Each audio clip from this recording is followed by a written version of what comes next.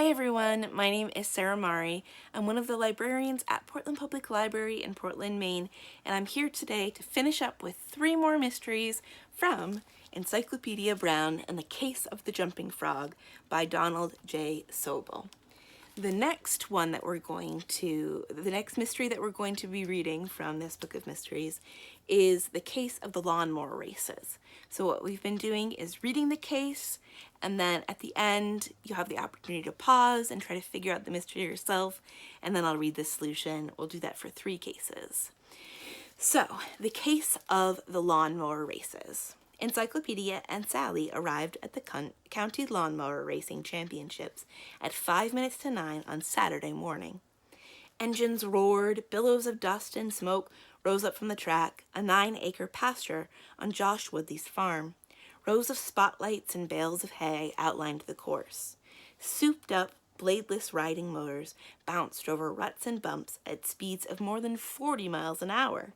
The riders were finishing the last few laps of the 12-hour endurance race, which had begun at 9 o'clock the night before. 3 of the detective's classmates, Larry Winslow, Bill Marshall, and Ken Oster, were in the crowd. "You got here just in time," Larry said to the detectives. "This race ends in a few minutes." Encyclopedia watched the 7 mowers scream around the curves. "How come there are only 7 motors in this race?" Sally asked. Ken explained. 20 mowers had started, each driven by a team of 2 men and women. The 15 of the teams had to retire. Most of them had gone to the hospital with headaches, sprains, cuts, and bruises. "Racing lawnmowers can be hard on your health," Bill observed. The crowd began cheering. A teenager, Mary Mullins, had taken the lead. She crossed the finish line the winner. Her 2 teammates rushed to congratulate her. Autograph hunters held out pen and pencil. She looked very tired, but she signed everything put in front of her. "The next race is a 1-miler, Larry said. "The rules are different from the 12-hour race. No pit stops for fuel are allowed. The engine has to be one that came with the motor, so the mowers can't go as fast as in the 12-hour race. What you can do," added Bill, "is change the driving gears of the pulleys to send more powers to the wheel. That gives you more speed." The contestants in the 1-mile race were announced. Larry's twin brother, Bill's aunt, and Ken's cousin were all competing. Mary Mullins was in the race, too. Here's a picture of Mary winning the 12-hour race.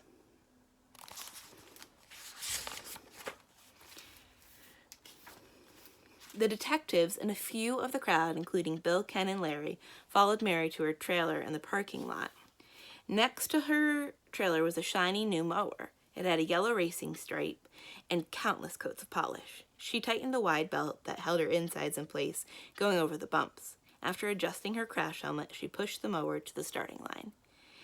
The command came. "Ladies and gentlemen, start your engines." All 10 mowers sputtered to life.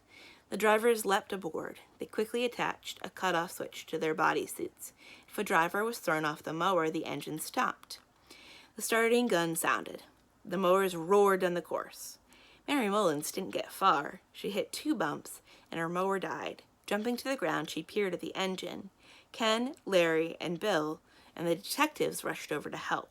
"The nut and bolt that hold the line from the gas tank to the carburetor fell off, she said. "Luckily the line hung upright or the gas would have spilled all over the course. I just lost the gas in the carburetor." She shook her head, puzzled. Everything was tight yesterday. The engine ran beautifully. She glanced at the mowers racing away. "If I find the nut and bolt and can get the wrenches quickly, I can at least finish." "I'll get the wrenches," Bill volunteered. "Where do you keep 'em?" "All my socket wrenches and open-ended wrenches are in the toolbox in my truck," Mary said. "I'm on my way," Bill said. While he was gone, Ken, Larry, and the detectives helped Mary search for the nut and bolt. "Here's a nut," Ken cried. He picked it up from the grass a few yards past the first bump. Larry found a bolt past the second bump.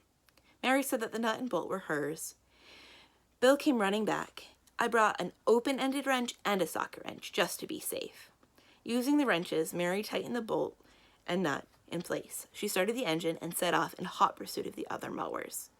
The nut and bolt were loosened by someone who didn't want Mary Mullins to win the 1-mile race, Sally mused. It was easy to do while everyone was watching the finish of the 12-hour race. "That makes sense," Encyclopedia murmured. Sally frowned. The guilty person wanted someone besides Mary to win.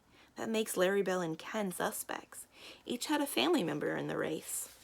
Or it could have been someone else. Anyone. Not just anyone, corrected Encyclopedia. Don't tell me you know who did it, Sally said. Encyclopedia nodded. I do. Do you? Now is the time to pause if you don't want to know, or you don't want to be told yet if you want to think about it. And the solution is, having just finished the 12-hour race, Mary Mullins was very tired. So she accepted Bill Marshall's offer to go and get wrenches rather than get them herself. Bill offered to get the wrenches to throw off suspicion from himself by helping Mary, but he didn't fool Encyclopedia. Being tired, Mary Mullins forgot to tell Bill the size of the wrenches that she needed, but he fetched the right size wrenches for the nut and bolt.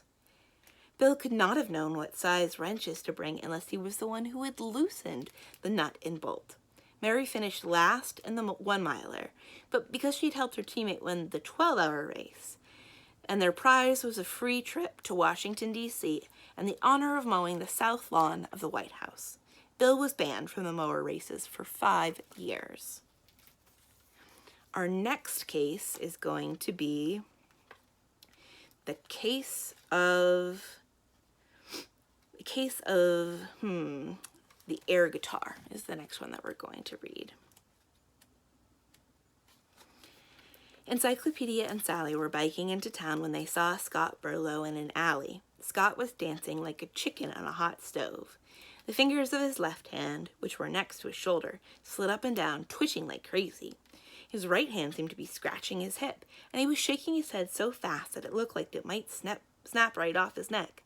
Oh dear, Sally said. I hope he doesn't get whiplash. Maybe he just ate his first raw oyster, Encyclopedia offered hopefully. Scott saw the detectives and stopped dancing and twitching and scratching and shaking. Scott, what itches? Sally inquired anxiously. Scott laughed. Nothing. I'm tuning up is all. Today's the day. For what? Encyclopedia was almost afraid to ask. You're detectives, Scott said. I'll give you a clue. Check out my hair. It's long, Sally said. I grew it an extra 5 inches for the air guitar contest, Scott said. You have to look like a musician if you want to catch the eye of the judges. Encyclopedia had heard of air guitar contests in which the performers pretend to play a guitar. The guitar couldn't be seen or heard because it didn't exist. I finished 3rd last year, Scott said. I'm not resting on my laurels. A win today, and I'm in the state finals. Sally said, we were on our way to an early movie, but we'd rather see you play your air guitar. Come on, the contest starts at 11:30 at the dance school on 3rd Street, Scott said. The detectives went with Scott to the dance school.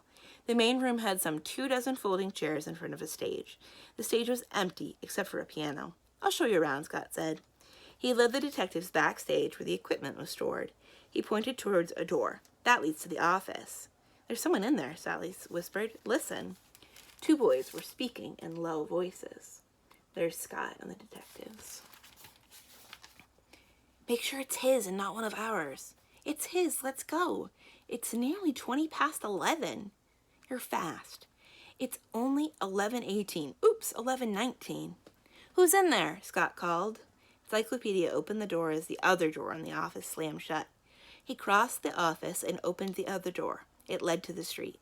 We're too late, Encyclopedia said. Whoever had been in the office had turned the corner and was out of sight. I don't like this, muttered Scott. They went back to the main room and took seats. Friends and relatives of the air guitar players were filing in. Mrs. Watson, the elementary school music teacher, sat down at her piano. She placed several sets of sheet music on the rack above the keyboard. Each person performs to the music that he's chosen, Scott explained. At 11:30, Mr. Jerkins, one of the 2 judges, announced the 6 contestants. Scott and the 5 other performers took off their wristwatches and laid them on the piano. Each kid has exactly 1 minute to perform, Scott explained upon returning to his seat beside the detectives. You lose point if you stop playing more than 10 seconds before or after the music ends. So no one can cheat by checking his watch, said Sally. That's the idea. The judges look for artistic style, ability to stay with the music, and airiness. First up was Adam Lang. He wore a red wig and played his invisible guitar to Rowdy Rob Robin. He flung himself this way and that, At last, he became dizzy, lost his footing, and knocked himself out in 22 seconds. Scott, Harold Johnson, Phil Twining, and Manny Foster each had their turns. Each strummed the air wildly, hopping and flopping, as if hooked to a live wire. "It's going to be a tough call," Scott remarked. "We're cracking it down without cracking up." Herb Carter was the last to perform. "Herb won last year," Scott said. "He really rattles his bones. He's going to be hard to beat." Herb swaggered to the stage, grinning confidently. He spread his feet, ready to do his thing the moment Miss Watson started playing. She didn't play. She fumbled through the stack of music that she had on the piano. "I can't find Herb's piece," she exclaimed. "I'm sure he had it in the office with the other music for safekeeping." "Those two boys who were talking in the office stole Herb's music," Sally whispered. "It has to be. But which two?" "Couldn't you tell by their voices who the thieves are, Scott?" Encyclopedia asked. Scott shook his head. "They were speaking too quietly," he answered. "Without his own music, Herb doesn't stand a chance." Herb performed bravely, but clearly not well enough to win. The judges counted up the score. Encyclopedia used the break to stroll onto the stage and over to the piano. Sally followed him. The boy detectives studied the watches. 5 of the watches had a minute hand and an hour hand. The 6th watch had no hand. It showed the time digitally. Encyclopedia said. "What does mean?" Sally demanded. "It means I know who one of the thieves are," Encyclopedia answered. "From him, we'll learn the name of the other." What was the clue? Now's the time to pause if you want some time to think, but the solution is... One of the two boys overheard in the office said, "It's nearly 20 minutes past 11. That's the way someone looking at a watch with hands states the time. The other boy answered, "You're fast. It's only 11:18. That's the way someone with a watch that shows the numbers digitally states the time." Then he added, "Oops, 11:19. That meant a number, the minute number in this case, had changed, as numbers do on a digital watch. The digital watch belonged to Phil Twining. He confessed. He and Manny Foster had dumped Herb's music down the sewer, hoping to better their chances of winning. The judges disqualified them, and they let Herb select another piece of music. He chose Scott's piece, the Tasmanian Jump. As he hadn't practiced to the Tasmanian Jump, Herb finished second, behind Scott, who won. All right, and our very last case is going to be the case of the backwards runner. Encyclopedia and Sally were biking by the Grove Shopping Center when they saw a fight about to break out. Felix McGee and Rupert Duggan were on the sidewalk near the exit lane of the parking lot, screaming in each other's faces. Oscar, a security guard, was trying to keep them from putting their fists in each other's faces. It wasn't easy. Both boys were built like barrels. Felix played tackle on the 7th grade football team, and Rupert was the star of the 7th grade wrestling team. "Those two have never liked each other," Sally said. "In fact, they hate each other." "We better find out what this is all about," Encyclopedia said. The detectives walked their bikes to the sidewalk. Felix shook his fist under Rupert's nose. You're cleared for takeoff." "Fatso." Rupert shook his fist under Felix's jaw. "If I hit you with this, you better have wings that fit you." Oscar was glad to see Encyclopedia and Sally. He wouldn't have to separate the two boys by force. He'd let the young detectives take over. Felix and Rupert were glad, too. They were safe from having to make good on their threats to punch each other. Oscar told the detectives what had happened. A few minutes earlier, he'd seen a boy palm a silver pen from a counter in Fabian's gift shop. The boy shoved it into his pocket and legged it out of here. "I chased him outside," Oscar said. "He ran from the parking lot down the exit lane to the street." "You never saw the thief's face?" Sally asked. "No, I only saw his back," Oscar said. "I lost sight of him for a moment when a pickup truck drove between us. Then I saw these two boys. Both of them are dressed like the thief in a white t-shirt, blue shorts, and sneakers. They were quarreling, and neither has the pen on him." "That's because I saw Felix toss something small into the pickup truck that was driving by," Rupert said. "It must have been the pen he stole." "He could have," Oscar admitted. "I didn't see that because the pickup truck passed between us." Here's a picture of Oscar, the two boys fighting, and the detectives in the back. "Felix said to get rid of it before you caught up with him," Rupert continued. "It was evidence. Now it's out. He's been living a dark and secret life, the life of a shoplifter." "I didn't steal anything. I didn't toss anything into the truck," Felix insisted. "Rupert did." "Then why were you running?" Encyclopedia asked. because I had to be home by noon for my aunt's birthday party. I ran because I realized it was noon and I was late." "Without a watch, how do you know it was noon?" Sally asked, pointing to Felix's bare wrist. "I was in the bookstore when I heard the bells in the church behind the shopping center. They chime at noon," Felix replied. Oscar nodded. The church bells did chime. Felix said, "My house is only 3 blocks away. I figured if I ran like crazy, I wouldn't be more than a couple minutes late. Now I'll be really late." Encyclopedia turned to Robert. "What were you doing near the shopping center?" "I was jogging," he answered. "I like to keep in shape." "The shape of a watermelon," Felix said. "I jogged past the exit lane when I saw Felix running down to it," Rupert said. "I saw him toss something small and shiny in a passing truck. Must have been the pen. I stopped so I could see what was going on." "How could you see Felix running down the exit lane?" demanded Sally. "You just said you had jogged past it. It means you had your back to him." "I was jogging backwards when I saw Felix running," Rupert said. "I always jog backwards when the sun is in my eyes, like today. Everything that forward running messes up, backwards running puts right. Backwards running helps the knees and the hips, and it's easier on the joints. But it is tiring." "You're a hunk of blubber," Felix cried. "You didn't see anything."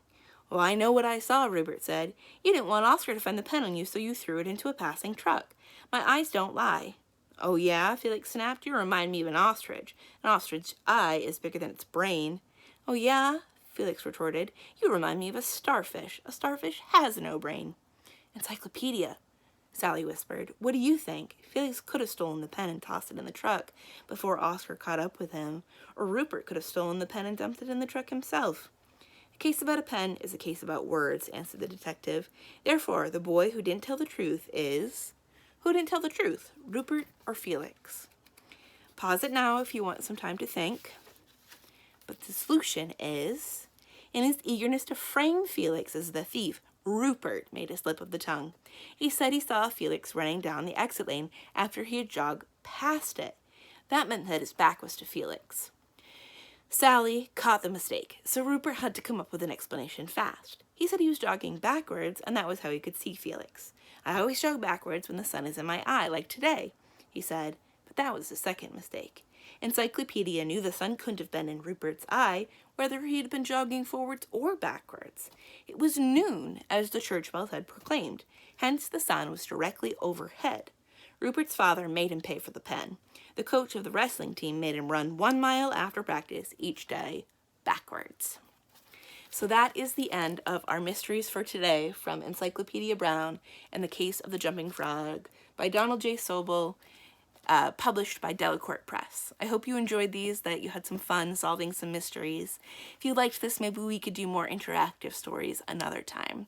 My name is Sarah Mari. I'm one of the librarians at Portland Public Library in Portland, Maine. Thank you for listening, and I'll see you again soon. Bye.